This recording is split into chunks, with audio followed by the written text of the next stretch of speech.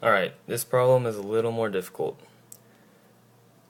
One word that may help you is SOHCAHTOA.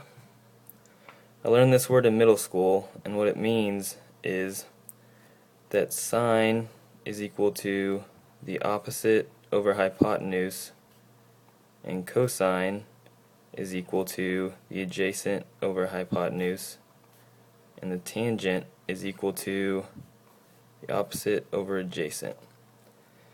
See, the S stands for sine, the O stands for opposite, the H stands for hypotenuse.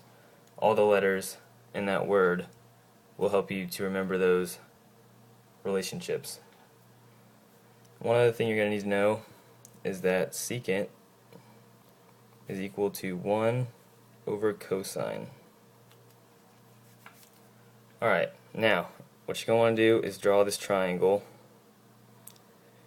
It's from the unit circle, and the hypotenuse is equal to 1, and this will be x.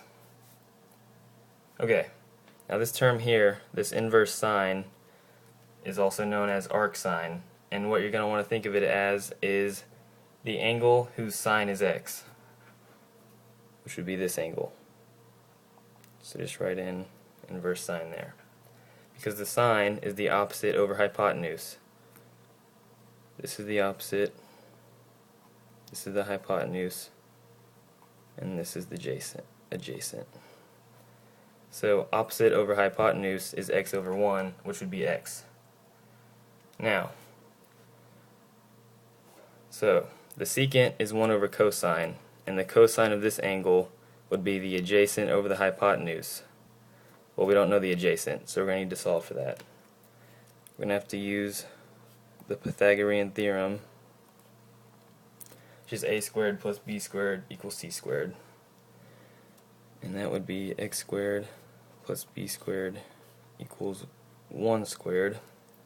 Now just solve for b. So